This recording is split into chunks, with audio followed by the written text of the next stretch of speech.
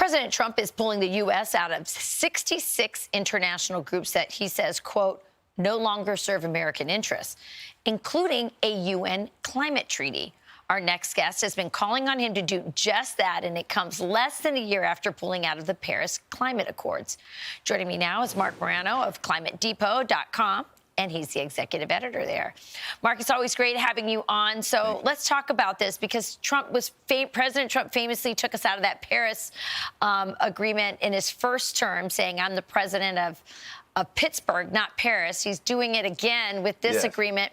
Why don't you break down what this actually means? Is this more than a symbolic gesture? Yes. If you know, we've been going through the yin-yang of this climate policy for over a decade. Obama, Trump, Biden, Trump. And so what the problem is if a future president, AOC or Gavin Newsom comes in, they just put us right back in.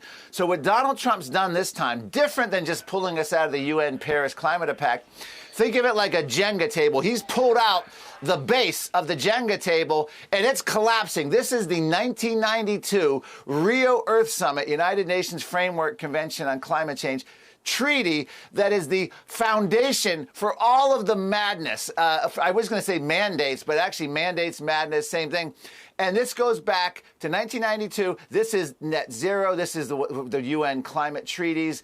This is the entire United Nations climate agenda, the grandfather of them all. By withdrawing from this, there's legal analysts say, and according to Politico and other publications, you're going to need the next president to resubmit for Senate ratification to get us back into this mess. Wow. So Trump 2.0 has gone and exceeded everything beyond what Trump 1.0 in his first term did. And we're also out of the UN Population Fund, which is a great thing. We're also out of the UN Climate Panel, the IPCC, which was merely a political body masquerading as a science panel that had to take their orders line by line from politicians when they would do their climate reports. So this is a day of liberation. This is true America first. One of the most significant things he's done in his presidency when it comes to international regulatory policy. Yeah, I'm so glad you broke that down. You're right. It is. It has great significance, as you laid out, but also it's going to save us a lot of money. I just wonder if we should just pull out of the UN altogether, but we can have that discussion later. Yeah. All right, let's talk about this, because there's a new bill proposed in Massachusetts that's trying to limit or reduce the number of miles that people can drive in their car in an attempt to reduce the state's greenhouse gas emissions. You've always said this stuff was coming to America, and you know the American car is like, it's a symbol of freedom. Of course they're going to want to limit that. Yes. Explain what they're going to do and what Americans could do to fight back. Yeah, this is just the same old, same old. Every time you think you've crushed totalitarianism, it reemerges from the rock from which it was hiding. And here it's Massachusetts.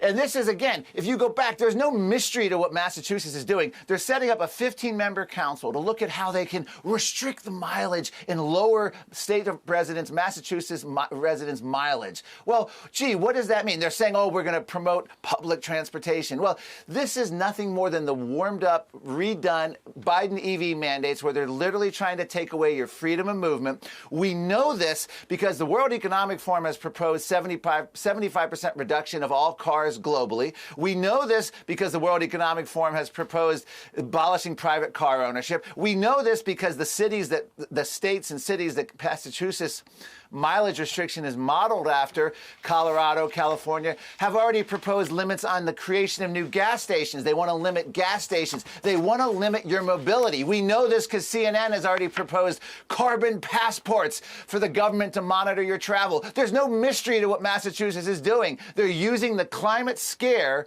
to come after your direct ability to drive cars, and now the government's going to be checking your mileage to see if you've driven too much. There's no good end to this story. No, it's so un-American. I can't think of anything more American than that song. Absolutely, Life is a highway. This is what they want to end. Your freedom in your car is your freedom. Hands off. Marc Morano, thanks for always bringing attention to these important things. We're going to have you back soon, because you and I want to talk about AI data centers, because I think they're the new windmill of our policies. So we'll talk about that. Marc, always great having you on. Thanks.